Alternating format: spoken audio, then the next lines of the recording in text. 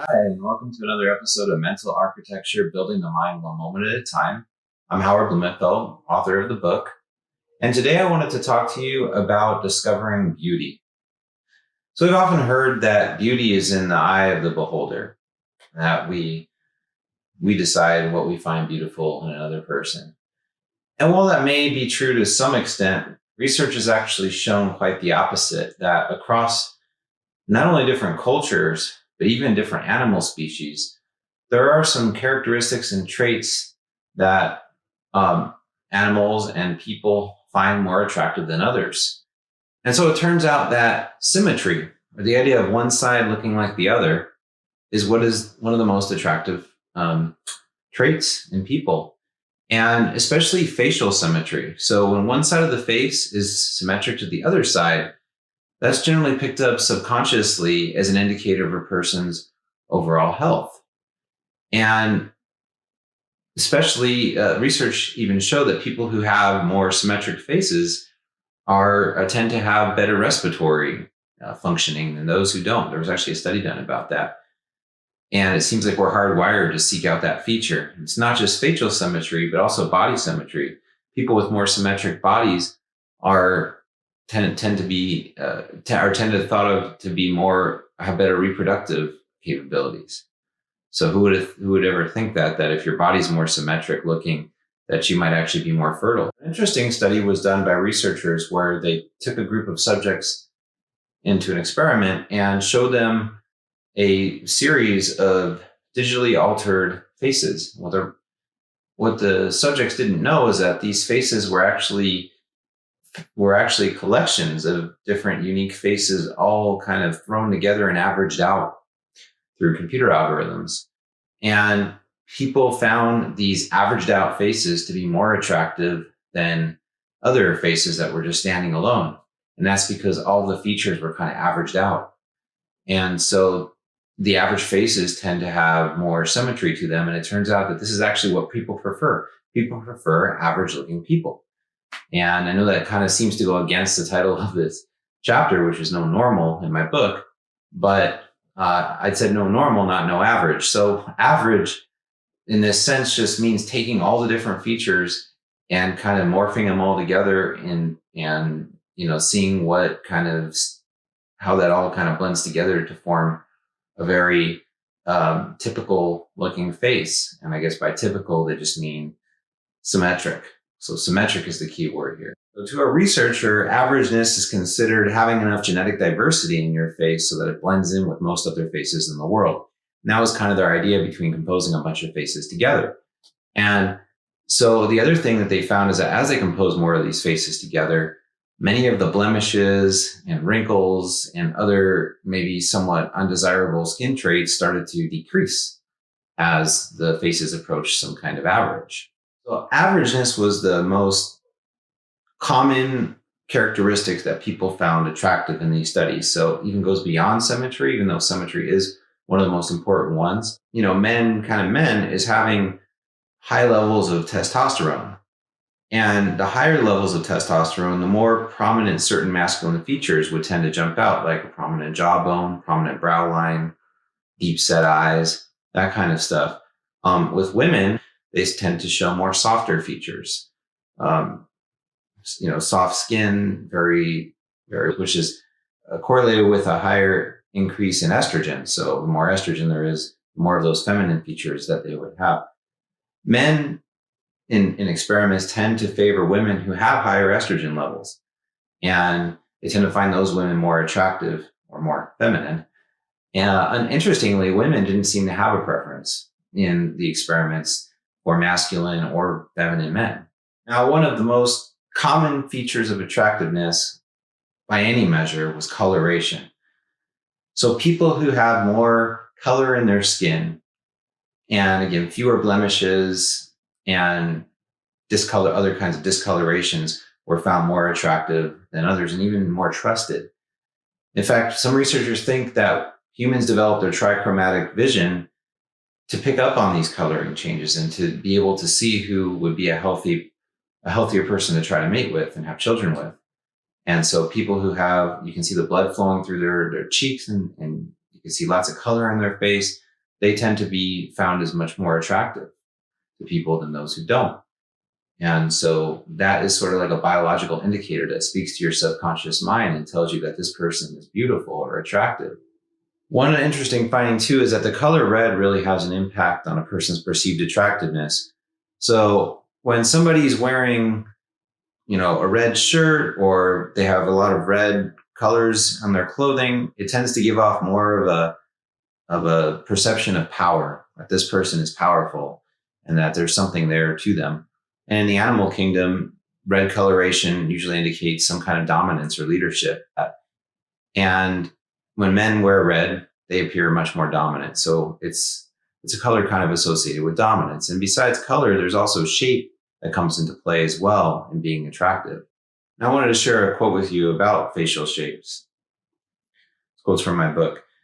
Faces with a resolutely masculine shape and features tend to convey feelings of dominance and competitiveness, but simultaneously decrease perceptions of empathy, cooperation, and warmth.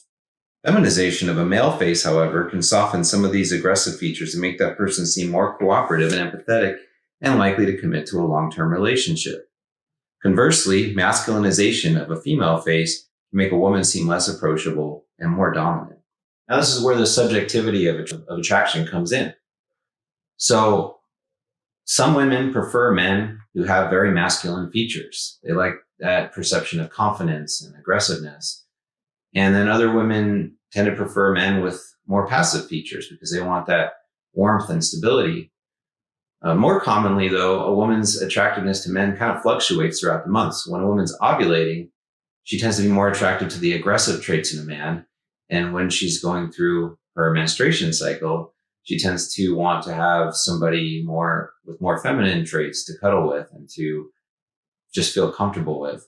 So, and with men, there are some men who like to be with a dominant woman, and there's men who like to be with a more passive woman. Another thing that's really interesting is people tend to be attracted to people like their parents. Even though inbreeding is absolutely discouraged, not just from a social standpoint, but it produces very little genetic variability. So that's why in cases where there has been inbreeding, you see a lot of genetic and birth defects that happen. But people, if they had really good relationships with their parents, tend to seek out partners that have many of those same traits.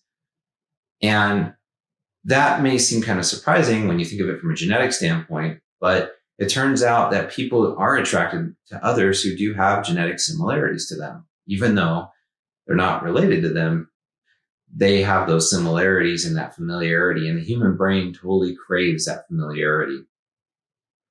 Something else that the human brain craves is a friendly face.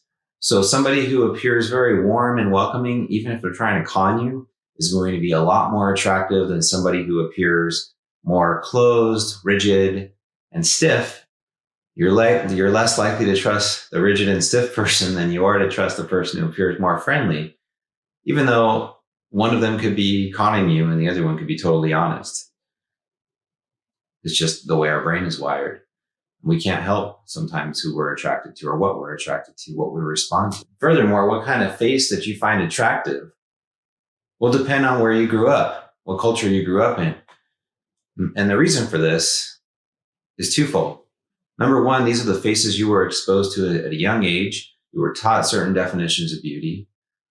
And we already have the things we discussed earlier, which are the certain, symmetry and coloration traits that people find attractive.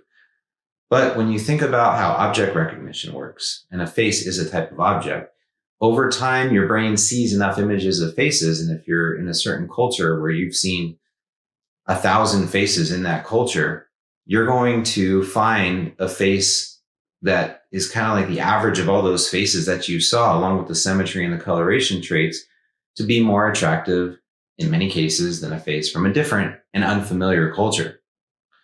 So the culture that we grow up in is absolutely influential as to what we'll find beautiful in another person, in addition to the other traits that are much more subjective. So, even that is subjective too, because you don't really have a choice over the types of faces you see in your early years when the facial recognition in your brain is really starting to take hold.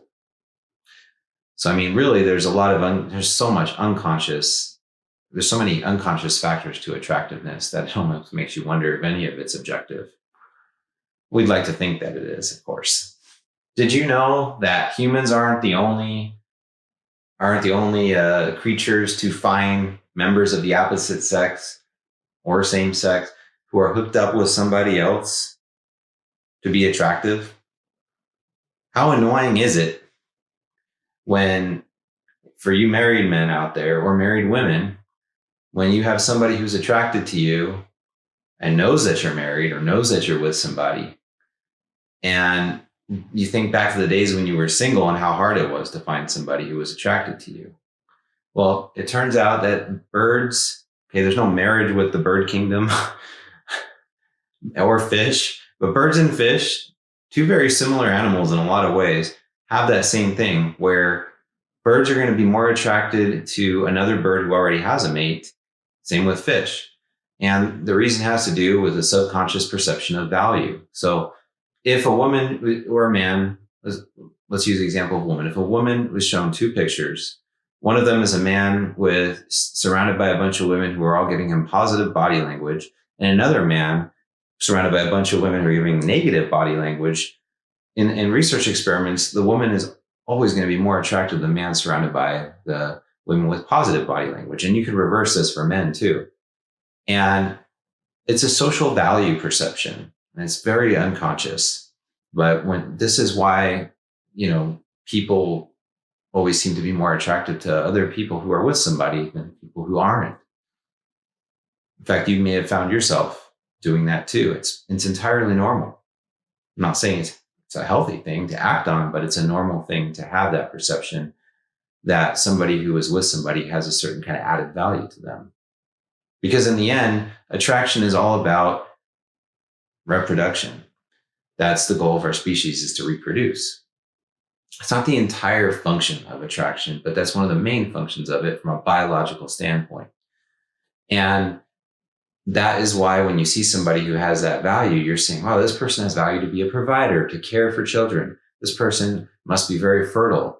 And so that is why your brain automatically takes you over to that place and creates that feeling of attractiveness. Sadly, beauty is not in the eye of the beholder. I don't believe that in that statement. Beauty is in the brain and in the genes of the beholder. And your eyes are just helping you see it. What we call beautiful is not necessarily good. We can go out and find beauty in things that a lot of people wouldn't consider beautiful. And that's great. We should celebrate beauty everywhere it occurs. But our species is hardwired to find certain traits beautiful. And depending on where you grew up and how you were raised, those traits may be different from one person to the next. And then there's, of course, this numerous psychosocial factors. Nobody's attracted to somebody who's extremely mean and aggressive and rude and makes them feel bad constantly. Although there can be psychological reasons to keep coming back to that person. Not going to get into that, but in general, people are attracted to others that they feel can fulfill one of their survival needs, whether it's being cared for, producing offspring, caring for the community, just all of those different things. It all comes together into this idea of attractiveness. And of course, when you're selecting somebody to be with for the rest of your life, you want to base it off of a lot more than just your initial attractiveness, which is why we take time to get to know people. I watched the show Married at First Sight with my wife a couple of times, and it's kind of interesting to watch things go in reverse, where two people are just paired up and they have to live with each other, and they decide after 6 to 8 weeks if they want to stay married to these people. It's complete opposite of the way we do things here in America. I found it really interesting. I saw some people who initially weren't attracted to their partners end up with really strong attractions midway through the series. And then people who were really attracted initially end up not wanting to have anything to do with the other person. So attractiveness doesn't get you very far. It gets you in the door. But if the other personality traits aren't there to create a meaningful and lasting friendship and relationship, then that attractiveness is going to fade. Attractiveness comes and goes in relationships anyways. You have to work on the deeper friendship. So don't take anything I said earlier the wrong way. This is all about just what people and animals find attractive in others. And that attraction is very much just in the initial stages, and it's very fleeting. So we're going to move into a slightly different direction in the next section. It's still in chapter 5 of my book. So that the next time we're going to talk about labels and how labels are dangerous things. So what kind of labels? Labels on people. So thank you for watching another episode of Mental Architecture. I hope that you enjoy the series. And if you'll be so kind, please like, comment, and subscribe so you don't miss the latest updates. Ring the bell if you want to be notified of you'll be the first to be notified of my latest videos. Just want to thank you. I hope you all have a great day.